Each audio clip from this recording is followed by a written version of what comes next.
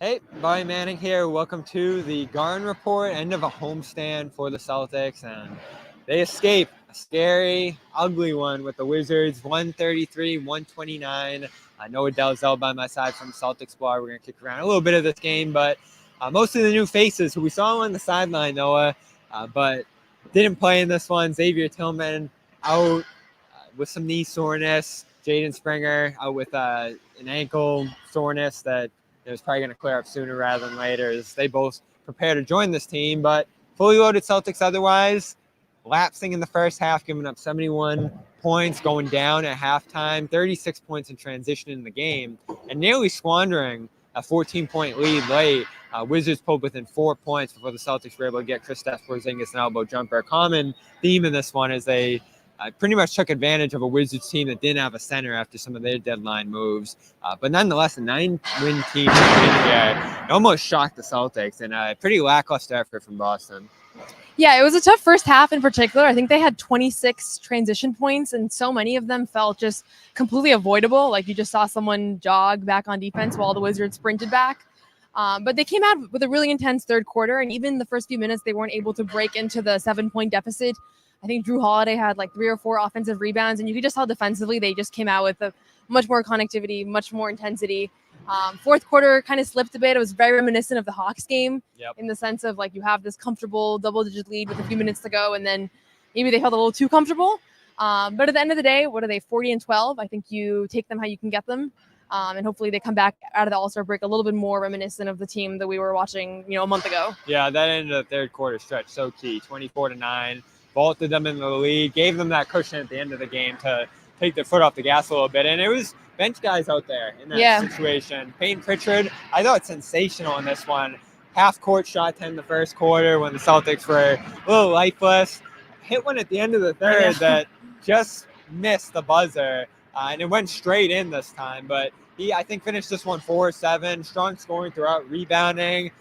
Energy on the ball throughout that stretch. And you think of Sam Hauser, you think of Luke Cornett, who played in this game.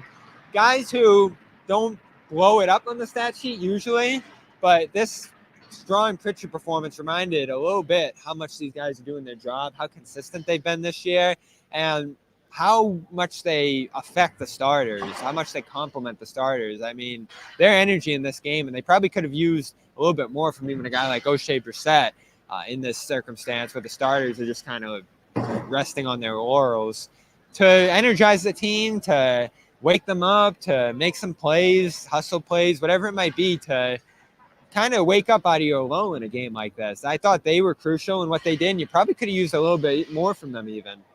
Yeah, I thought, the last couple of games we've seen the same kind of pattern where the starters come out a little lackluster, and then when you see that first sub of, Sam Hauser and Pritchard come in, you're actually like a little relieved, like they're going to come in and bring a bunch of energy in, and they've been really reliable in that. It's, they're not a high-scoring bench unit, but they're a high plus-minus bench unit, and I think we saw why that is tonight. And Pritchard, even the games where his shot has struggled, he has still been just a great burst off the bench defensively, offensive rebounds, making the right play, assist-to-turnover ratio, one of the best in the league. So I think he's been really consistent. His shot hasn't necessarily been, but him as a player has. And tonight he hit some, and I don't know how many he finished with, maybe 11 points, something like that. But it came at a critical moment, and he definitely played a big part of why they were able to come away with this one. Yeah, and big takeaway from the trade deadline as it passes here. Peyton Pritchard affirmed as that backup point guard off the bench. Sam Hauser affirmed as the wing off the bench. And in many ways, Brissett is that depth wing, maintains his spot.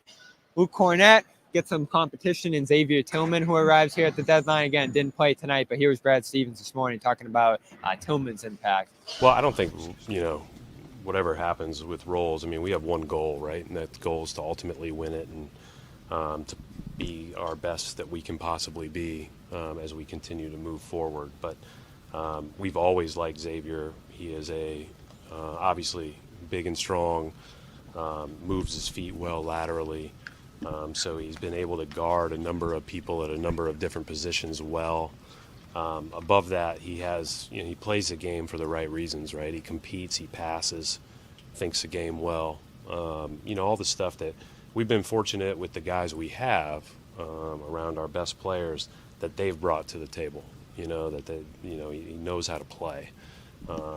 So, we're excited to have him. He's a guy that we've always, liked and thought could be of help. We'll see how that stuff all plays itself out. I mean, at the end of the day, there's what it does is it gives us a lot of flexibility. I mean, our coaches have, we've started with a, quote, smaller lineup most of the year, but we play several minutes a game with a big lineup. It just hopefully gives us, more options to do either.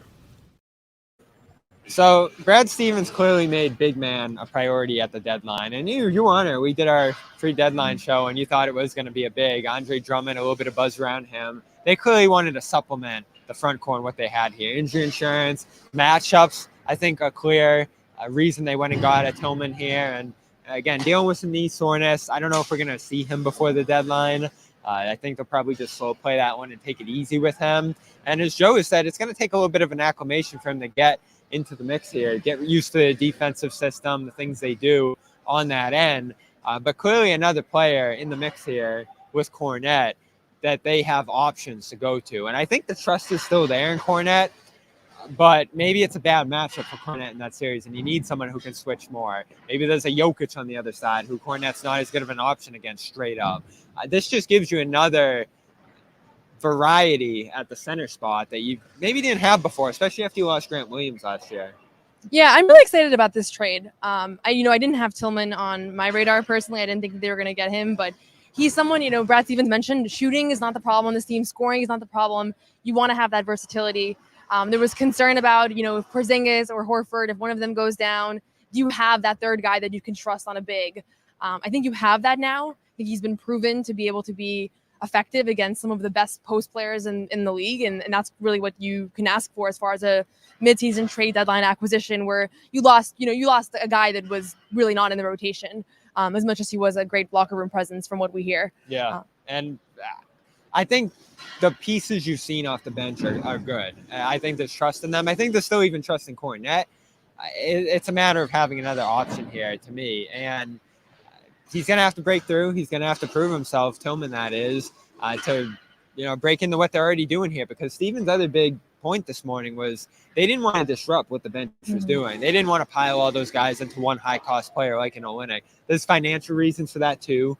I'm sure if you could have gone out and gotten a game-changing talent off the bench, maybe you would have. But what are some of the names we were tossing around? Lonnie Walker. I don't think Lonnie Walker is better than Pritchard. Maybe he is, but he's not a better fit. Like Sadiq Bey. Sam Hauser, probably a debate there in terms of who's better, but Hauser's been a better fit for this team. They know the system. And Brad said it this morning, they play together, and that's what you saw tonight in this one again. Yeah, absolutely. And I wouldn't be surprised if it takes Tillman some time to even be a major player in this rotation, just considering the fact that this is all going to be new to him, and you have a guy like Kornet that's been trusted and that's been kind of an integral part of the system and is very familiar with things. But I think ultimately he's going to help them win a playoff game. Like I think that's what his ceiling is for this team, is that he actually could be an impact player in a series. Depending on the matchup, you're dealing with a player that you need to throw an extra body on him. He's defensively really savvy and he's really smart. And I think he's going to, he's going to be a really good fit here. And that's really what they were looking for. Yeah. And I'll admit, you could have gotten to the playoffs with just Kornet back there and Kate or, whatever you have in this front court right now and said, oh, you maybe didn't do enough there. Tillman at least presents another option that when the playoffs come to an end, you'll feel like you did enough for this team. I don't think now with what they have, there's going to be any chance you get to the end of the playoffs and say, oh, they should have done more. They should have gone and got this guy. I just think they have enough at this point, especially when you think of the top end talent on this team. Yeah, absolutely. I don't think it's going to come down to, they should have grabbed this, veteran minimum player at the deadline. It's going to come down to the play of the best players on this team, of Tatum, of Brown, of Porzingis, and, his ability to stay out there and stay healthy. We're seeing him right now in this kind of hot stretch. I think he's had back-to-back 30-point games, and I think he had 26 the game before that. So he's really, he's coming into his own in this offense, and he's basically abusing mismatches. And that's going to continue to be a theme throughout the rest of the season and through the playoffs. And ultimately, whether Tillman is the reason that they win a game or two, it's not going to come down to him nor Jaden Springer, the other acquisition. So I think ultimately, this wasn't a seismic trade deadline for the Celtics, but it was probably a smart one that will give them a little bit more of a cushion going into this playoff. Yeah, and that's a good way to put it. It's going to be on the starters. It's going to be on the top-end guys with this team. They have enough bench guys to complement them, fill some minutes, fill some gaps, and do some things there. But they don't need anyone on this bench to come in and change the game. And they've set up a effective, consistent bench by doing that. And listen, Porzingis, the story of this game, but I like the bench effort in this one too. Let us know what you think below. Could the Celtics have done more?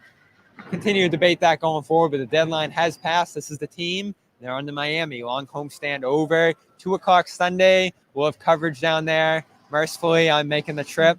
And follow along on Celtics All Access. CLNS Media for all the post-game reaction after this one, as well as Brad this morning, available over there as well. Xavier talked this morning. So check those out. Check out Noa Dalzell at CelticsBlog.com. Of course, CLNSmedia.com. I'm Bobby Manning. Celtics beat the Wizards 133-129. And this has been the Garden Report.